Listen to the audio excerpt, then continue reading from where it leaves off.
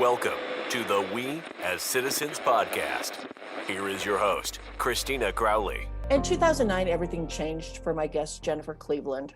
She became legally blind due to celiac disease and was forced to reevaluate everything in her life. It did not stop her from living a full life.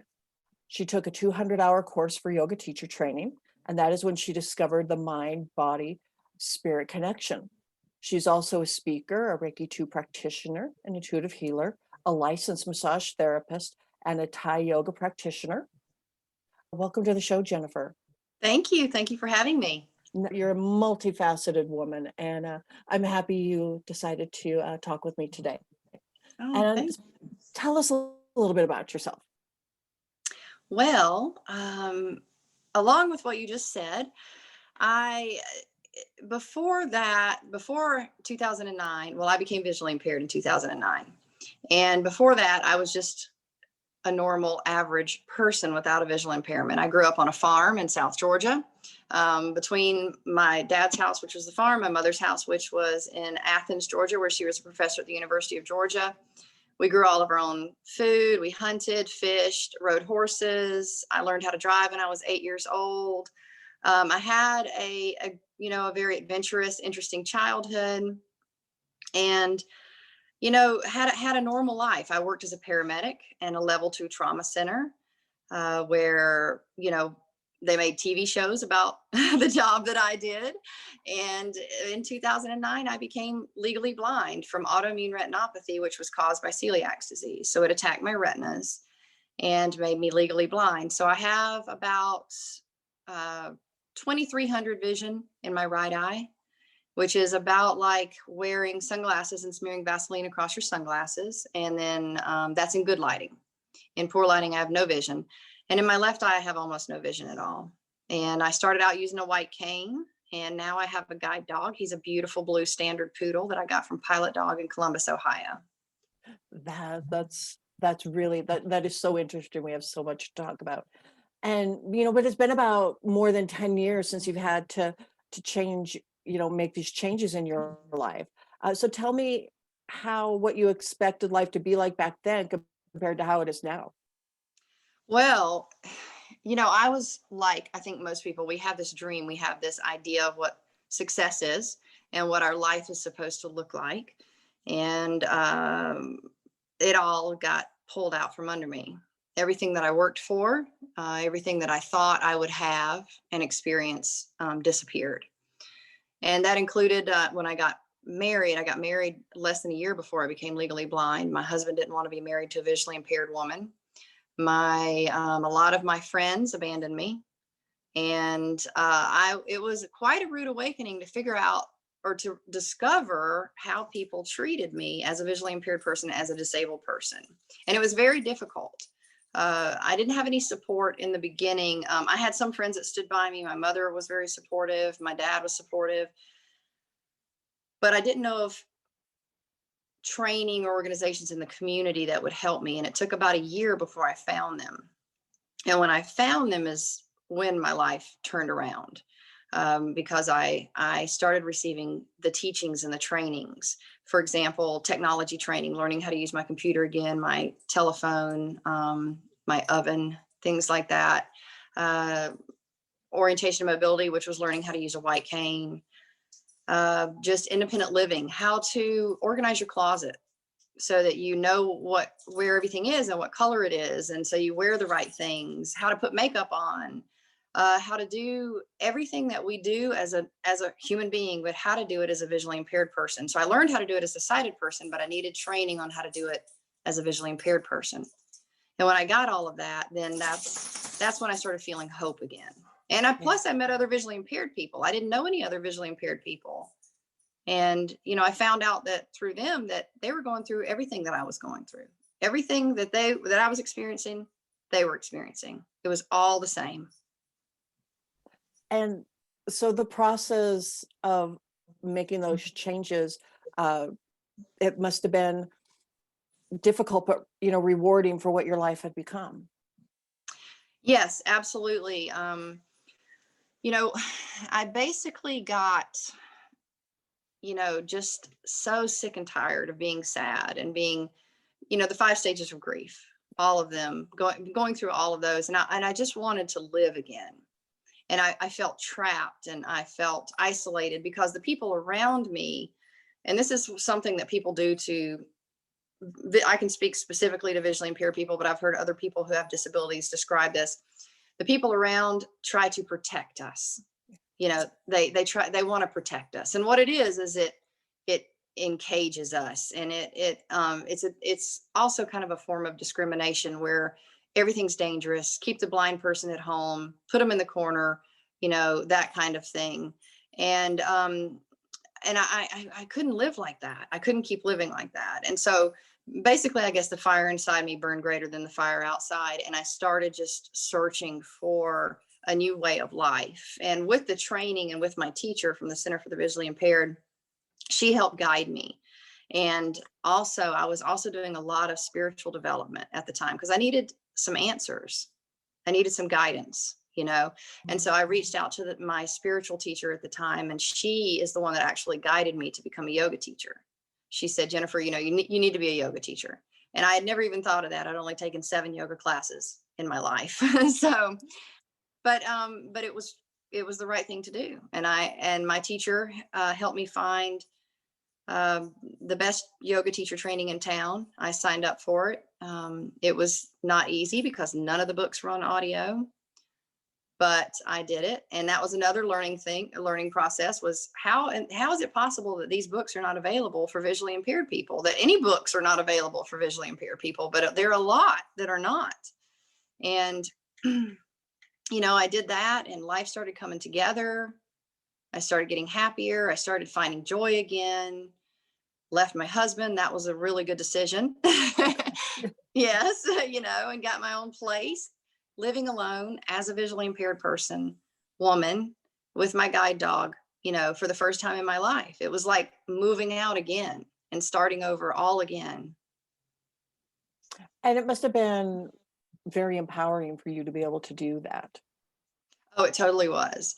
I manifested the perfect place. I worked really hard at doing that, which is in downtown, in walking distance to, shops, restaurants, lots of outdoor entertainment and adventures, and 2 bus routes. So I have freedom. I have independence, not as much as a sighted person, not as much as someone who owns their own car, but at least I'm not trapped in a home that's isolated, that has no sidewalks, where I'm being left at home by myself, things like that. I can do more of what I want to do than I could before. You talked just briefly about this with us before we started recording, but what are some big assumptions that people who do not know you make? Well, a lot of people assume that I'm visually impaired from birth. That's what most people think happens. And actually, only about 2% of visually impaired people are blind from birth. Most people lose their vision as an adult, actually. So they already have their career, they already have their education. So it's a huge change and can be devastating. And then others are that I don't have a life of any kind, that I don't use technology. That's a big one, that if I make a comment on something, say on social media, that's something that's big, not just something on my page, and it's about visual impairment, I'll say something like I'm visually impaired, and people will come back and just attack me. How could you be visually impaired? How can you use technology? You couldn't be commenting on this if you're visually impaired. Things like that. People seem to believe that we are not capable of doing very much, that we can't travel. I love to travel. I flew to Europe by myself to see my girlfriend there multiple times, once with my white cane and the rest with my guide dog. That we don't do anything, that we have to be protected and we have to be kept away. And I live a normal life, and my goal is to normalize visual impairment. I love to boat. I love water sports. I love going to the beach. I love cooking. Everything that you love to do, I love to do, and every other person loves to do. We just need the community around us to make it available to us and to support us in the ability to do it. And You live a really, really full life. And so is that one of the assumptions, or as you said, protections kind of crosses over into um, not just ignorance, but discrimination? Well, definitely work, because I've applied for jobs, I've applied for positions, and the response is, oh, it's too dangerous. I was refused a job in one place because they said I would be a liability, which is not true. The federal government actually has protections for if you hire a disabled person under workers' compensation, things like that. They actually, there's benefits. There are benefits to it to hire a disabled person.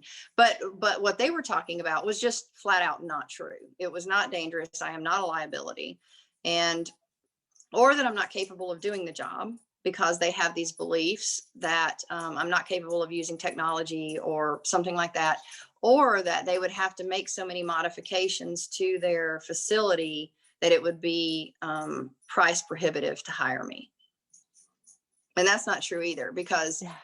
Division of Blind Services, if they had to do anything, Division of Blind Services would give it to them. Yeah. So, they would be covered. They would receive all kinds of benefits, all kinds of wonderful things, and they would get me. Yeah. Yeah. A dedicated, really smart woman they're Yeah. missing out on. Thank you. And so tell us about your life today. You do a lot of things, and you teach yoga, you do a lot of really awesome things. And how is today different than the life that you had before being a paramedic? And I'm sure people think that, let me just go into this. People probably think the life you have today is not as good as what you had before, but to me, it looks pretty damn awesome. Thank you. Well, there are still a lot of things, I have to check myself regularly, because I do miss that life that I had, certain aspects of it, mostly being able to drive and being able to freely do what I want and go where I want, when I want, without relying on getting a ride, without paying an arm and a leg for Uber, or without waiting for a bus. Transportation is huge. And if we could do anything for our disabled people in this country, it would be provide better transportation. That is the equalizer, I believe, is if we just had better transportation. So that's very different. And that holds me back a lot. Another thing is, this is something that is very interesting. So I live in downtown where we have street parties, street festivals. When I was sighted, I would go downtown and I would see and speak to no less than 20 to 30 people that I knew, no less than, constantly. Hey, Jennifer, things like that. When I go downtown now, I may have one or two people walk up to me and say, hey, Jennifer, it's so-and-so. Maybe. So what happens now is people ignore me. And my friends notice this is, people will walk by and they'll talk to my neighbor. They'll talk, things like that. But they ignore me completely. And they ignore me when I'm out. And unless they want to talk to me about my guide dog, but then they don't, that's all they want to talk about. And then they leave, things like that. So the biggest changes would be that. And then of course, how people underestimate me, I guess, and my abilities. My abilities, yes. So, but life is different in the sense that I do need assistance with some things, with doing some things that I used to be able to do just because it's purely visual. But other than that, I just found out how to live life and still have fun as a visually impaired person, because that's what it's all about anyway, is adventure and experience, Yeah, because you do a lot of interesting things that are still in the realm of not taking care of people, but going from a paramedic to a yoga teacher, you're helping people. Yes. And the other things you do with your massage therapist, your Reiki practitioner, the healing you do, it is in the realm of helping people. Absolutely. And before that, I was a personal trainer. So my whole life has been in healing and helping. And I believe that the personal training and the paramedic is what prepared me for here, for now, because I use all of that information for everything that I do now. And with the intuitive healing and the medical, I do some medical mediumship, a little bit, not a lot, but all of that prep has brought me here today and benefits me and my clients today. Yeah, we talked about this a little bit before too, is people, what is it you think about for the friends that you had in the past where they don't acknowledge you, they don't say hi to you, that they aren't your friends anymore? Not that maybe it kind of matters to somebody who might be going through this with somebody who's It as a friend who's matters. Yeah. become disabled, but how it might help somebody who is going through it go see themselves and go, maybe I don't have to do that because you are still Jennifer. Yeah, and we all change in life. So what is it you think that they may be going through? And if somebody sees themselves, how do they acknowledge that and not, change? How do they change? So what I learned when I was taking classes with Brevard Association for the Advancement of the Blind, because I was talking about this and how, my friends were turning on me and a lot of them stopped returning my phone calls and how people were responding. Now, of course, I was in the stages of grief too. And especially if you go through an anger phase, someone in the anger phase is hard to deal with. And sometimes you have to pull yourself back. I know I pull myself away. Sorry, let me get a sip of water. Okay. Allergies. I don't know. I taught yoga in the park this morning, and so my allergies are flared up. But I know when I have someone who's going through the anger stage, I pull away too, because that can be, that's just harsh sometimes. And you can't get through to them. They got to get through it. And then when they go somewhere else, then you can come back in. But so what they told me was, the reason this happens with visually impaired people, with disabled people, with people who are suffering with cancer, healing from cancer, things like that, is that it makes that person uncomfortable. They don't know what to say. They don't know what to do. And so they can't say, I don't want to be friends with Jennifer anymore because she's blind. So what they have to do is make me the villain. So they have to turn around and say something like, oh, well, I've done something, I can't be dealt with, or I'm unreasonable, or I'm this, or I'm that. And so that's what happened, because that was very confusing to me and very hurtful to me, why that happened. And I was also told that, I just had to relax because other people didn't understand. So it was okay for them to be mean to me. And it was okay for them to disrespect me and to hurt me, because they didn't understand. So I had to be okay with it. And that's just not the case. What I tell people to do when they're dealing with somebody with going through either healing from something like cancer, or they've become disabled, or they've had something terrible happen to them, just say, like what one of my friends did was just said, I'm sorry you're going through this, Jennifer. I want to be able to help you. I don't know what to do. So I'm just going to try to be supportive. If I do the wrong thing, I want you to tell me, because it's never my intention to hurt you. It's never my intention to offend you. I'm going to do my best to lead from my heart. I'm going to mess up. I want you to tell me, because I want to be there. I want to be there for you. I love you. You're my friend, and I want to support you. And most people didn't do that. But good riddance. I mean, I don't need them anymore. We're not on the same wavelength now anyways.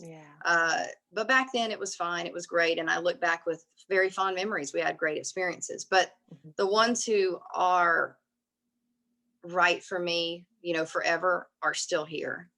And so anybody that goes through anything like that, it's going to clear out the riffraff. It is going to clear them out. It will. And that's okay. It's going to hurt, but it'll be okay. Yeah. And I think a lot of us have experiences like that, but it's just not so sudden and with all of our support system. Yeah. And for some people who are kind of like, I don't know what to say, is it okay for them just to say to somebody for anybody who's going through anything in their life, I just need some space right now? And is that just okay? I need some space right now. Is that what is a simple thing for somebody to say who maybe wants to be there, but doesn't know if they can handle the changes in your friendship? Yeah, I mean, obviously we all have to do what's right for us. You know, I guess it's just because, I know I wasn't as good a person as I am now before. This has forced me into evolution. And I've taken a hard look at myself and done a lot of self-study. And as a yoga teacher, it's our job to do self-study. So, for me, I try to step back and say, I remember how painful that was when I tried to just call my friend and nobody would answer and I had nobody to talk to.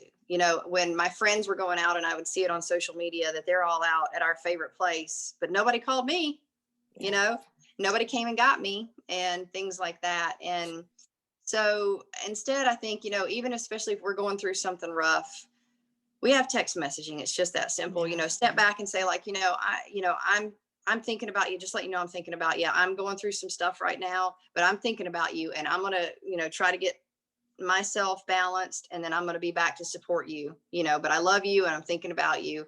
I've gone through some stuff with friends where terrible stuff has happened and in family. And it was so shocking that I did kind of I had to step back and it was just so shocking. And I probably now in hindsight, I was like, oh, I wish I could have responded better. I wish I could have shown up better, but it was such a shock. Like, for example, my middle brother, his son killed himself. When my brother called me and said, my son is dead, my response was, oh my God, what happened? And he told me, and I was like, okay, who are you with? And he told me, and I said, okay. And I said something like, okay, thank you for letting me know. Let me know what's going on. And then I hung up. I can't remember what it was. I was like, I'll let you go. I'll call you. And then I just sat in shock.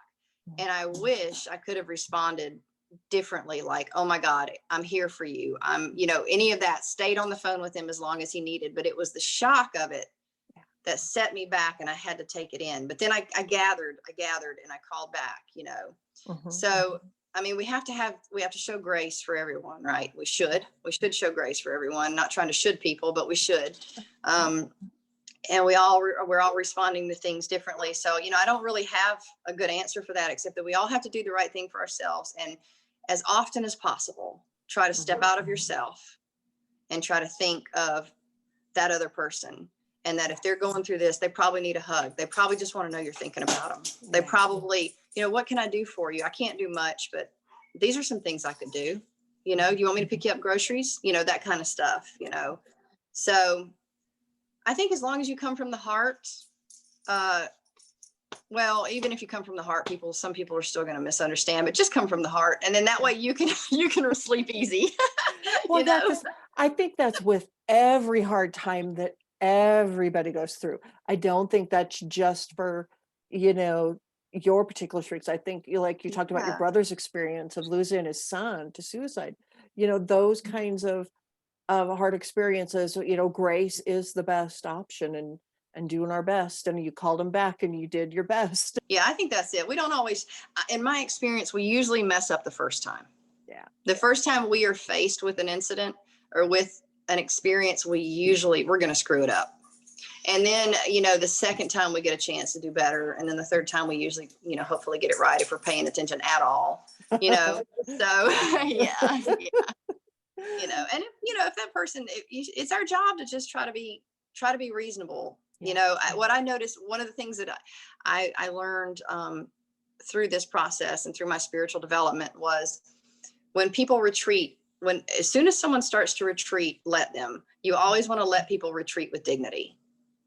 And so even when I go out and I face a restaurant and they tell me they're not going to let me in because of my guide dog, things like that, and I have to go toe to toe with them and I have to threaten to call the police and do all that kind of stuff. As soon as they back down and they start being nice again, it's over. We're done. Yeah. You know, just let people retreat with dignity. And that goes for pretty much everything. Yeah. That's pretty powerful. I can think of a few instances in my life. I should do that. It's worth learning. So you have this, big, wonderful life right now that you've worked very hard for. And I think that would be with a sighted person or not. And so this is one thing I wanted to ask you, when people are talking about you or referring to your disability, what were those words you like to be? Oh, what do I want to be called? Yeah. Just visually impaired or legally blind. So the umbrella is visually impaired, and underneath the umbrella is blind or legally blind. And I could even be getting those terms kind of mixed up a little bit, but I'm technically blind. I mean, you could call me blind and that would not be wrong, but I have found that it confuses people when I say that I'm blind, because then they go, oh, well, it looks like you've got some vision. I was like, yeah, I have functional vision. So I just usually just say visually impaired. If you're in front of me. If I call on the phone, I just say blind. But yeah, so that's it. Legally blind is good.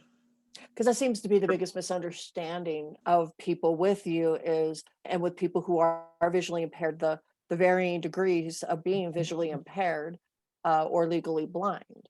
Yes, most people have functional vision. Only about, I think it's about 2% are totally blind. And so most people don't use a cane or a guide dog. They have enough functional vision to where they can maneuver fairly safely. They can't drive. They may need a sighted guide with them for help. They may need to have you read the menu to them. They may need some changes and modifications to their technology, but they have enough functional vision to where they just get around just fine.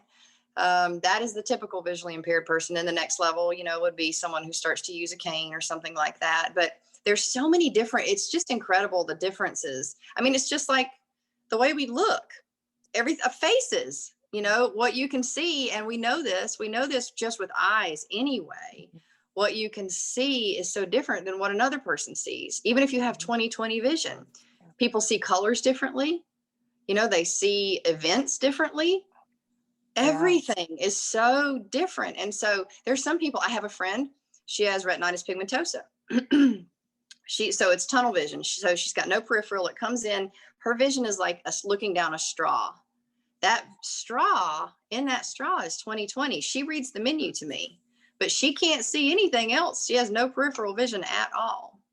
And so there are a lot of people like that. And there are a lot of people with no central vision. They have great peripheral. It's just, or there's me that's just smudgy, there's just no way to know. So, that brings back to wanting to, which you were asking, like how to communicate with and what do you call and stuff like that. One of the things is like when you are assisting a visually impaired person, say at work, or you meet a visually impaired person, it's okay to say, just so that I know how to help you and how to behave around you. How do you have any vision is what I usually say. And they'll say, yes, I have whatever. And they go, okay. Do you need me to guide you? Do you need me to help you with anything? Or are you good? Or should I just wait till you ask? Things like that.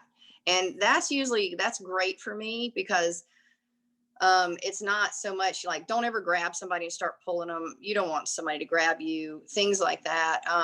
Don't just start making a lot of assumptions, just ask. Because, you just want somebody to ask you what you need. Right. So, and that's it. And don't make it's such a fine line. Don't make a big deal about it. But just be considerate of their needs. Just like I tell people, imagine it's a short friend. You have a short friend. Sometimes you got to help them get something off the top shelf. And that's it. You don't have to make a big deal about it.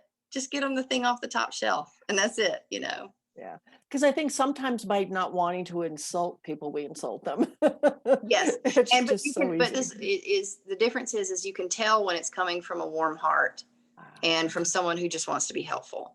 I can tell because I try to pay attention and I do enough self-study with myself to try to recognize what my triggers are and realize they're my triggers. Yeah. They're not someone else's responsibility. They're mine. And so if the person is just being kind and helpful, that's completely fine. Like I had this guy, I was getting a new kitchen. So I went to see the kitchen guy, and he didn't know what to do with me, but he was doing his best to be considerate. He was a doll. Okay. Well, as he tried to show me the granite, he was afraid that I was going to run into one.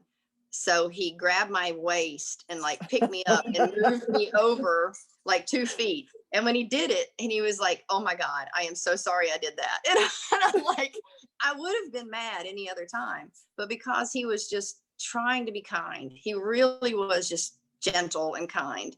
He just didn't know what to do, and he was trying. So that was okay, but if you're being a jerk and you do that, it's a whole different ball game. Is the difference somebody's willingness to be corrected?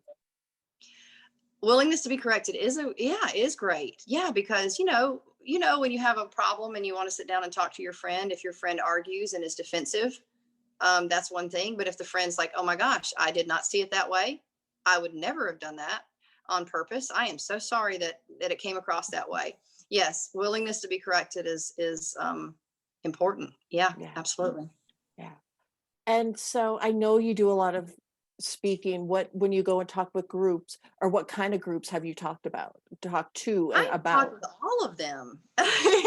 It's amazing. Yes. So I'll talk to anybody who asks. I have talked to women's groups. I've done inspirational speaking and informative and educational speaking about the visually impaired, and in Brevard, the county that I live in, about the services that are available. I've done that, and then inspirational and things like that. So I've talked to women's groups. I've talked to, of course, Lions clubs and Rotaries. I have spoken to many business organizations on what they can do to help, with their policies for the disabled, and to also kind of bring awareness to their employees about, we need to hire more visually impaired, we need to hire disabled people, and that it's okay.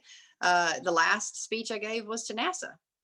So, yeah. And so it's just pretty much anything you can think of. I've probably spoken to something in that field. My next scheduled one is for Florida Institute of Technology it's a young leaders, a future leaders. I guess it would be, I want to call it a retreat because I'm a yoga teacher, but what it is, all these young adults, teenagers, they're juniors, seniors, they go to FIT, Florida Institute of Technology, and they start preparing, and leadership and things like that. So I'm speaking to them about how to overcome tragedies and traumas, and how to overcome the obstacles that you're going to be faced with in the future. Yeah, because we're all going to have them. I think that's really important. Absolutely, absolutely. I don't know one person who's not going to face something. I mean, that's not what life's all about. We're here to get through the trial. This is boot camp. Get through it. Yeah, we don't escape anything. Ours may be different. Mine may be different than yours, but we definitely, we all have something. And I think that's important to talk with people and teach them about how to get through it. Absolutely. Yeah, because like I said before, we usually don't face it the first time and come out shining the first time. We usually mess it up. But that's just our lesson. And then we learn how can I do this better? Where do I need to improve? Where are my weaknesses? Where are my strengths? And then you show up better next time. And then maybe you don't get that lesson anymore. Once you've mastered it, then you get another lesson, you get another brick wall you get to bang against, but that's life, but each brick wall gets softer, I think, the more you hit them, Yeah. I don't know if it was how I grew up, or, in the era, or I don't know how I learned this, but I know a lot of people around me have it, is that we think if we lead the straight and narrow life, we're going to miss the bumps. Yeah. I think that's definitely a disservice. It's like God's a Santa Claus. And I really do not believe that is what life is all about.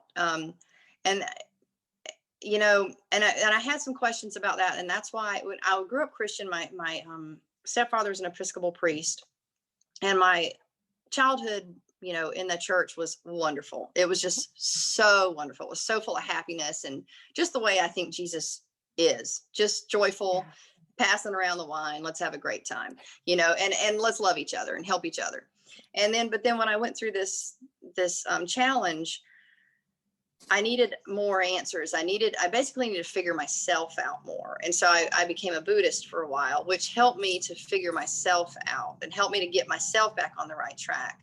And, now I consider myself just spiritual. Jesus is one of my main teachers. He's on my altar in the center.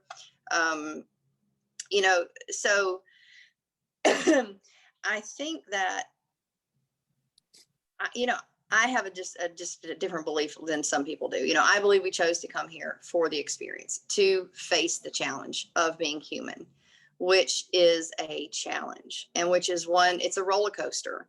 And there's no way, I just don't believe that if you just do the right thing, then nothing bad will happen, because I don't know anyone who's had nothing bad happen to them, and even a lot of really good people. So I think that it's about getting through the challenge, learning from the experience, developing your character, developing your stamina, and trying to show up the next time with a little bit more grace. I totally agree with you. I think that's an awesome answer. And with our talk today, what is something that we haven't gone over yet? So one of the challenges that I've experienced since I've become visually impaired is meeting new people. And what tends to happen more often than not are the 20 questions. Why did you become visually impaired? How long have you become visually impaired? Oh my gosh, you work. What did you do, before? How much can you see? Wow, you use a phone? How do you use your phone? You mean you text message? All of that stuff. It is actually, I don't want to say it causes me to have anxiety, because I don't consider myself an anxious person, but I feel a heaviness in my chest when I'm going somewhere and I know I'm going to meet new people, because I know I'm going to get all those questions. Mm-hmm. And they're the same, and they're either going to respond one of two ways. They either respond generally with either, oh gosh, you're so amazing, you're such an inspiration, or they don't believe me and they challenge me. There's not a lot middle of the road, but the middle of the road ones are the ones I really appreciate. So it would be nice to just normalize visual impairment, so that we can just move around and not have to be such a surprise to everyone. And one of the things with that is I hear all the time, oh, I don't know any visually impaired people. I've never seen a blind person. I've never seen a guide dog. I am visually impaired, and I see white canes out, and I see people who appear to be visually impaired. I see guide dogs. Mm-hmm. So how do you not see them? Yeah. And I was in a restaurant with some friends, and right past our table, a couple walks by. He's got a white cane. He's guiding her. She's got a white cane. So I'm making an assumption that his vision is better than hers, and they're being led to their table. That's 3 blind people in one restaurant, me and those 2 people. Yet people say they never see a visually impaired person. So I think just looking around and using those functioning eyes, those eyes that work so well, look around and see those people around you that are visually impaired, the people who can't drive, that have to get a ride, the people that need you to read something for them, the people who are picking up something at the store and looking at it really close. Yeah. Or the person who's maybe walking real close to someone, either on their arm or slightly behind them. Yeah. That person's probably visually impaired. There's a good chance. Those are the people that you say you don't see. We're out there in your community. So I believe it's something like 7 or 8% of your community is visually impaired. Mm-hmm. We have to look up those statistics. I may be wrong on that, but it's something close to 10%. And we're out there. Mm-hmm. So normalizing it would be fantastic. Yeah, I think normalizing it and not being surprised that you're capable. Yes. You've always been capable. I don't jump rope, but I'm not capable of doing that. But somebody shouldn't be surprised that I've done triathlons. We're all capable in so many different things that. Yeah. So do you think some of that comes out of ignorance or fear, or both? Those 20 questions. Both, because when you ask someone what's the their biggest fear, it's either be a quadriplegic or blind. And a lot of times the response when I start talking about things I do, their first response is, aren't you scared? When I ride the bus, I ride the bus to the grocery store. Aren't you scared to ride the bus? I walk, downtown. Aren't you afraid?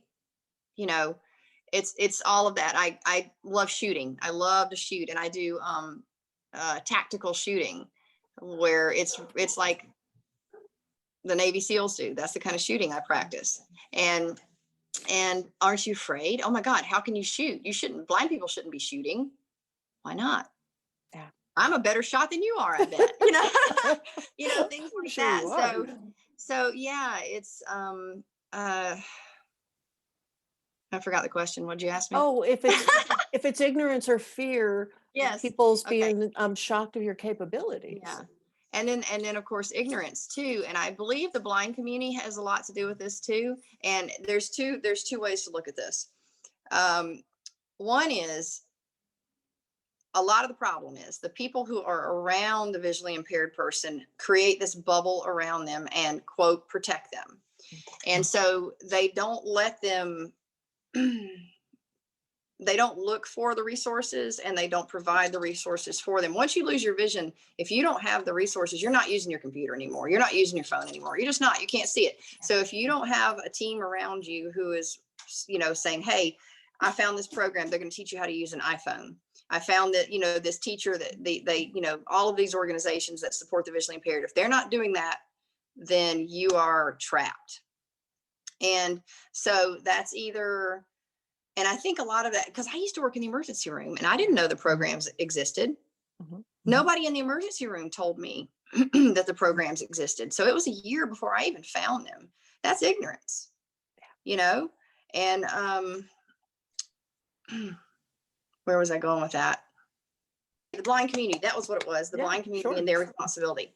And the other thing is the people who are visually impaired. I know a lot of visually impaired people personally, and I'm on social media with them. And I purposefully use my social media to show what blind looks like. Mm-hmm. And they don't. And I'm not saying that they have to. I'm not saying that everybody has to live life the way I do, but it would be helpful if the visually impaired people out there would get on social media, would go out in the world and be seen. Take a picture with your white cane. Like a lot of times when people take pictures, like I have one woman, a friend who's totally blind. She's incredible. She beats me in 5Ks every time we do one. She is beautiful. Her hair and makeup is always beautiful. Her clothing is better than mine. Totally blind. Looks you right in the eye when you talk to her. And her pictures are all of her just normal, looking in the camera. She never takes a picture with her guide dog. She never takes a picture with her cane. She never does any of that. Mm-hmm. And stuff like that would be helpful. Talk about, and like people, I do something on social media called Adventures in the Life of the Visually Impaired. So when I have an experience that is just specific to me being visually impaired, I tell that story. And then, people share it and things like that. Then the visually impaired people contact me and say, oh, thank you for telling that. That happens to me. And I'm like, what would be helpful is if you would tell your story. And they're like, oh no, I'm either, they don't want to upset anyone. They don't want to offend anyone. They don't want people to know because they're afraid for whatever reason. They're afraid of being judged. They're afraid of being limited. So it would be helpful if the visually impaired community would be a little more seen and vocal. I can see how that would be really helpful, because some of the reactions you've gotten, social media can be so vicious, but if it were everyday people, there's always going to be somebody who's going to be vicious to somebody. But I think if we see more of any kind of visually impaired person showing us who they are, it would definitely, it definitely would, change the conversation a little bit. Absolutely. Yes. Because I know coming into this, I was a little hesitant about offending you or saying the wrong thing. It comes from the place of, I do not want to offend you, but it also comes from, oh my gosh, am I ignorant about this? And And Of course so, we're ignorant about it. Of course. Of well, course we are. but am I ignorant in a way that's going to show? Well, but here's the thing. Don't worry about that so much. Like I say, coming from the heart, people can tell. If you're at all in tune, you can tell. Now, like I said, if you're in the anger phase of grief, then everybody's a jerk. But if you're just a normal average person, people can tell if you're coming from the heart. And so as long as you do that, and we just think, this is a normal person that wants to be seen, that wants to be acknowledged, that wants to be heard. Let me do that for that person in a way that is respectful and honoring, then it's going to be okay. Yeah. Yeah. And so I think, it's been an amazing talk today. So tell us about, what do you want for your future? Oh, what do I want for my future? I can't wait to travel again. Oh, I yeah. can't wait to travel again. Oh, I was supposed to go see my girlfriend in Europe in May, and that got canceled. I love to travel. I love adventure. I love food. I love wine. I love my friends. I love to do things. I love hugging people. I hate shaking hands. I love giving hugs. Yeah. I'm, changing my career a bit, because with the yoga, teaching in studios and all the body work, it's a little difficult now, with COVID, and I don't think COVID's going away for at least another year. So what I'm doing is this is something that I wanted to do for quite a while anyway, but now I have the perfect opportunity because of COVID, is start my mentoring programs. It's a program that I used to teach for free. And I would just sort of guide it, and it's called the Path to Happiness. And it's a 10-week program. And the most people I had in it one time were 300 people, and it was great. And yeah, it was just a free program I did. And so now I'm going to start doing actual one-on-one mentoring with it. And I'm making it a 12-week program. And I'm giving the options of, either I'll create the program for you, you can buy the program, or I'll create a program and we'll do like mentoring online together a couple times a week or once a week, something like that. I'm working out the details. Or another one, if you want to get together and do yoga together, do body work together, that it would be one like that. So I'm creating those programs, which is something I've been, it's been in the works, and the universe has been putting it together for me for a while. And so now is the perfect time, and getting my speaking ready. I'm ready to do my TED Talk. So oh, cool. Yeah. yes, Nice. yeah. And so is that some of the good part that came out? Because I've been asking people, what is the good that came out of 2020? Because we can all find a lot of crappy things that came out of 2020. So the good for me was I needed a break. I had just finished school for a year. So I was going to school and work. So I was working 7 days a week. Every day was, 9 a.m. till 6 p.m, 7 days a week for a year. I was exhausted, and I was already looking to go on a retreat when quarantine happened. So I got a retreat in my own home, and I was able to give myself the care that I needed. I just chilled out. I ate good, nutritious food. I did yoga. I worked out. I did other kind of workouts. I got my weights out and did all kinds of stuff. I lost 9 pounds, which was because I wasn't able to do my training that I was doing that year. So I, put on a little weight. So I lost that weight, got in great shape, calmed down my nervous system, was able to talk to my friends more, you get to chat more, things like that. And then just pivot the career, make a switch, make a change. So yeah, that is awesome. I think so many of us found something.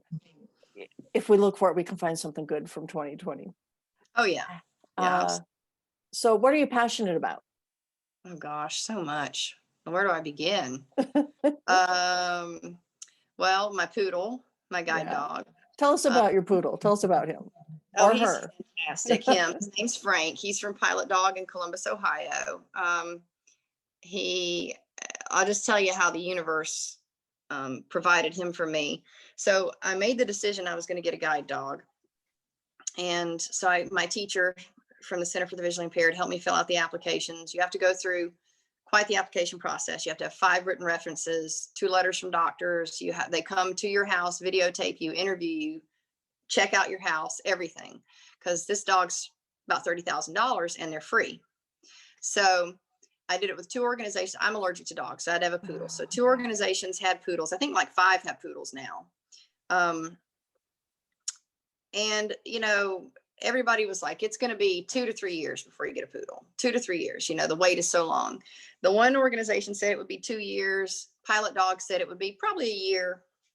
And I said, no problem. And I said, but I knew it wouldn't be. I knew it wouldn't be. And I had aligned myself and manifested the perfect dog for me. And they called me in 2 weeks. Oh, 2 weeks. They had the perfect dog for me. yeah. Yep. And so I flew up there. You train for 30 days. And I met my new set of eyes. And life really changed with him because I was able to go out and feel confident. For one thing, he's intimidating because he gives people the stank eye.